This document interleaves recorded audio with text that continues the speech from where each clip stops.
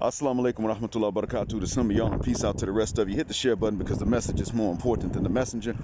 I want to give a shout out to Kay, another Muslim brother of ours. Ironically, he's also Creole, and that's a very rare thing. I've face-to-face met one Creole who was Muslim in Atlanta, ironically, and digitally, Facebook, I knew another living out in Los Angeles, and she took off her hijab recently, so it's like she lost weight and then she took off her hijab, and part of me wants to say, oh God have mercy, your husband's really in for a problem. And then there's Kay. So it's a rare, I can tell you, run down these instances in which I've come across a Creole that's Muslim, or a Muslim that's Creole, either way you want to describe it, and it's rare. So yep, shout out to him. Look, this is part 2 of my last upload about male preferences and polygyny. Gentlemen, I want to point this out to you. When I uploaded yesterday, and by the way, that gorilla avatar was the wrong photo. I actually selected the usual one I use from the phone, and still in all, the website, I don't know how, but the two are next to each other.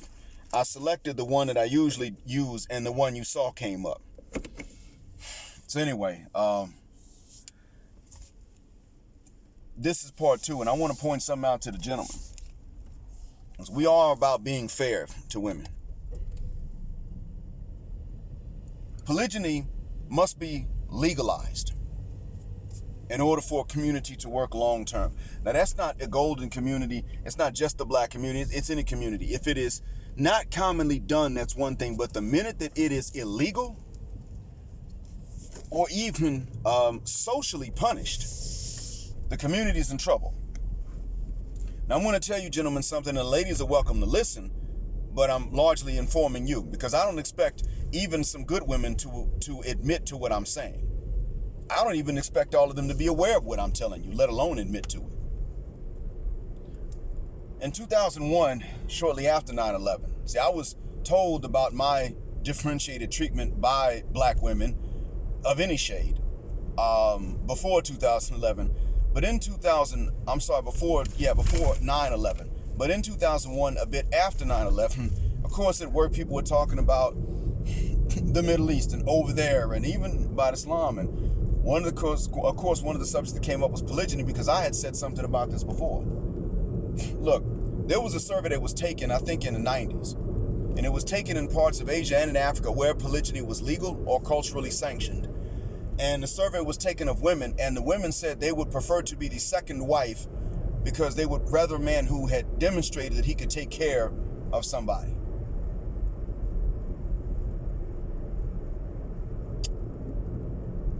Next, I ran a survey of my own, little survey that I did, and I asked my colleagues, my lady colleagues, I asked 12 of them, and I mentioned this before in previous recordings. I asked 12 colleagues before, listen, let's say you have a choice between 3 brothers, same parents, they look alike, they work for the same family business, they're stair-step in age, so they're close in age to each other. They make the same amount of money for the same family business, so what's different between them is that one is a virgin, the other one is a womanizer, the other one is an ex-womanizer. Which one do you pick?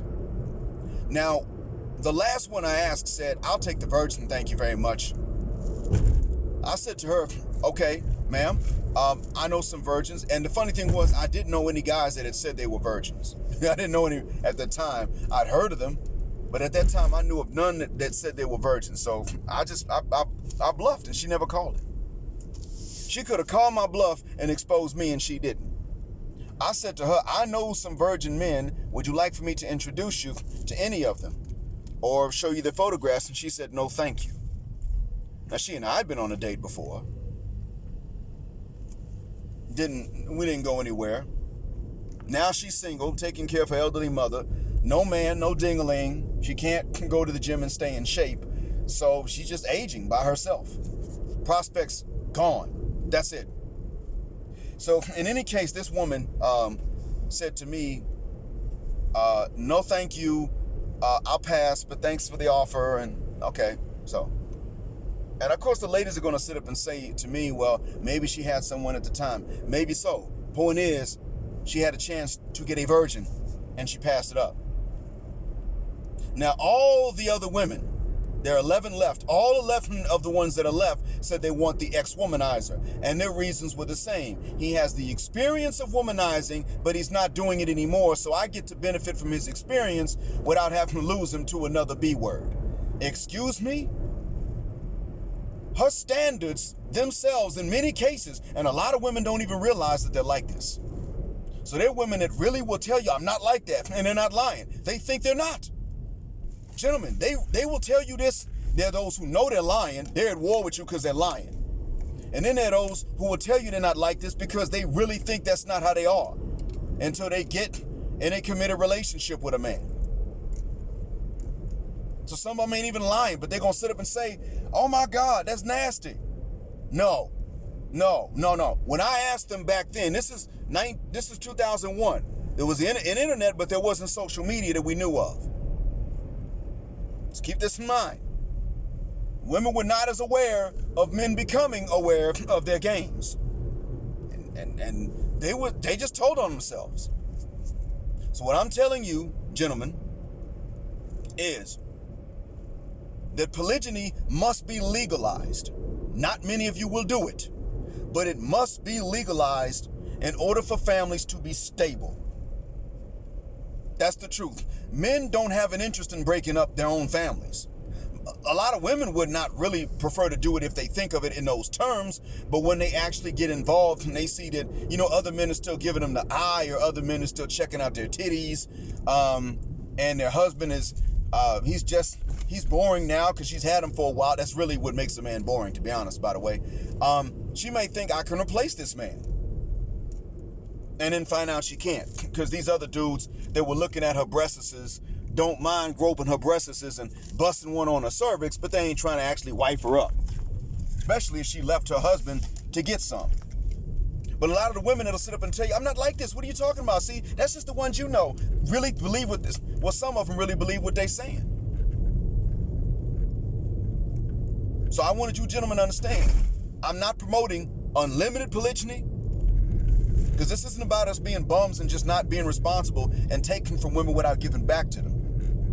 Unless, of course, she's at war with you and you know that, well, war is war. I would tell you leave her alone, but some of you men are not going to do that. You can't. Some of you going to say, oh, hell no. I done married her, now she's at war with me because I'm a man. Oh, hell, I'm finna get everything out of her. But, what I am saying is there's a responsibility that goes with it. I'm not telling men to shirk it. But men aren't usually the ones that are interested. If you have to go up to and approach the women, first of all, because they're not going to approach you, and they done said it. And most Western women you should not approach anyway. But, in this golden sphere, if they ain't going to approach you, you got to be the one to make the approach, impress them to get them, and then impress them enough to keep them. And you can still be found boring and insufficient after being married to them and having kids with them. Then understand, you got to have that ace in the hole. And that is polygyny. I'm going to tell you that it did one thing for me. I've only been married to 2 of them, and it was legal in the jurisdiction in which I did it. But I was only married to 2 of them for a period of about 3 months. And I was not sleeping with one, and I was sleeping with the other. Now that right there would have been unequal treatment, right? But no. The first one is the one to blame for me not sleeping with her. I wasn't giving her the pipe. That was her fault, and she knew it.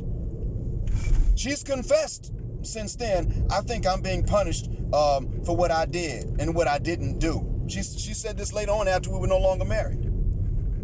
Shouldn't have told me that. I don't really care. It's not my business no more. We weren't married at that point. What the fuck you telling me for? But what was important to me was that she not turn around and pass this mistake on to my daughters.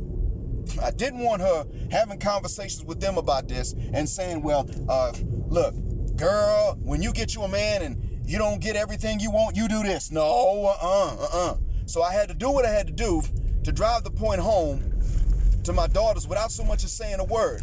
That will not work. And understand this, I'm going to bring it back to sexual access all the time, and I'm going to keep doing it until the day that women don't withhold sex for any reason other than they're not married or they're about to be not married. Until that day, I'm going to bring it back to sexual access. Now, when women withhold it because they ain't married, or even because they're genuinely sick, nobody knocks them for that. Nobody in their right mind does. They're going to get sick. You're going to get sick. On occasion, you're going to have actual thump. A lot of you dudes have already experienced headaches so bad you would not have been able to perform if somebody had asked you to. But I'm going to bring it back to sexual access because Western women are prone to withhold sex from a husband even, just because. And this is not acceptable, especially when you're talking about a family and a community and keeping them together. That's not going to stabilize a family. It will destabilize them every time. And this is something I would tell my own dad if he asked for advice. I would say to him, listen, if mom just all of a sudden cut it off, then you marry someone else. And if you don't, you make her think you are. Because understand, there are women out there that don't even know they have this in them. But when it comes down to it, if they know that you cannot stick it somewhere else, they're going to withhold it from you. And they're going to look down on you and lose respect for you. It's cyclical. Because you can't do someone else and you got nowhere to go. If they withdraw and they withhold it, they lose respect for you, so then they withhold it because they lost respect. It does happen. It is actually more common than we think. There are too many marriages that are sexless. Now, I'm not even talking about dating relationships. I don't promote fornication. But I do promote marriage, and I promote marital sex. And it is okay for women to have their standards and their preferences. All I say is, if she cannot lay down with a man or bend it over for him, pull down the panties and pull up the dress and actually care about his satisfaction, then she should marry him. That's all I'm getting at. And they got to know that there is something that you can do. Sorry about that interruption. So in any case, they got to know that there's something you can do about it if they just start to withdraw and they say no, and then they never turn around later and say, yes, here's the rain check. You got to have something you can do. Because men ain't just walking around withholding the pipe for no reason, just because they feel like it. This is not something that crosses men's minds. Men don't say, well, I wanted a vacation to Seychelles, and we never got it, so I'm going to withhold it till I get that vacation. That's not something we do. Now, if you're dealing with just the regular West outside the golden sphere, that's exactly what the F you got to do dealing with these Western women. You got to withhold both the pipe and the provision when they get disrespectful. When they do anything to you, you know they would not tolerate you doing to them. You got to start going ahead and just withholding that pipe. That's it, okay? You know what? No pipe and no money. You get out there, you work. And matter of fact, you sleep on the couch, not me. Because I paid for this bed. Now, that's what I'm talking about, not golden women per se. Not yet. I am talking, though, about Western women in general. Now, golden women of the golden sphere.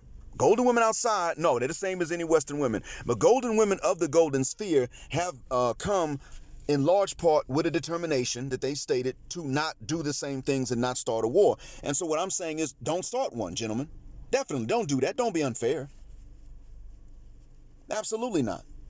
But for any community, Muslim or not, black or not, white or not, us in any community, in order for it to actually last a long time, polygyny must be legal.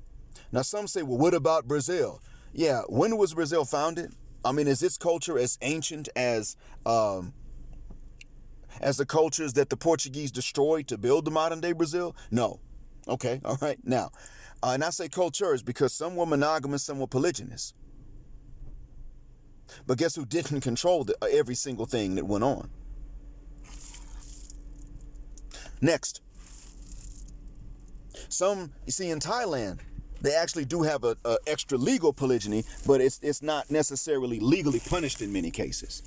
Although it's extra legal, there may be a marriage ceremony for a type of second wife that's not binding in the courts, and they're not punished for it either.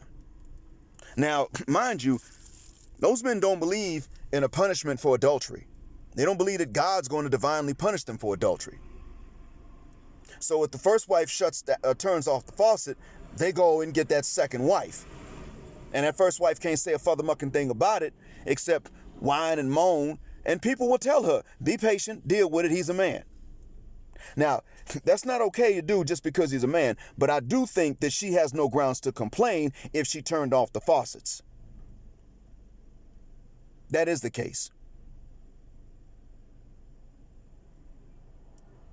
So what I'm saying, gentlemen, is not that all of you are going to go out and do it. I got no plans to do it. But what I am going to tell you, gentlemen, is that if they say this must be illegal, then you know right off the bat. You understand right off the bat, they want you in a prone position.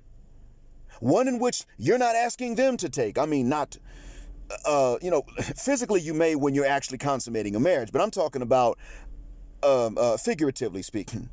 You're not asking them to take a prone position. If they say polygyny must be illegal and alimony must be legal and on the table, then you know what it is.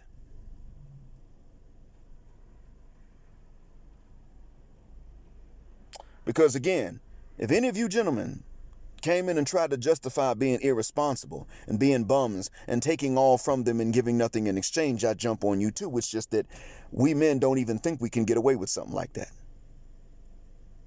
There are men who live by that, and they don't say it out loud because they know that the minute they say it out loud, the game is over. So that's why I'm not jumping down your throat per se, but I did want to clarify this. This is the part two. Now, gentlemen, when you state your interest and you're willing to listen to theirs too, and you meet with resistance just from stating your interest, that's somebody that's at war with you. And tomorrow I do plan to read the list of names of those who I've identified as being at war with men. 2 of them might be unintentional. As a matter of fact, yesterday I thought that one was intentionally at war and the other one was unintentionally at war. Now I think that it's the reverse. But I clarify that tomorrow. I'll say this one last thing to both genders though.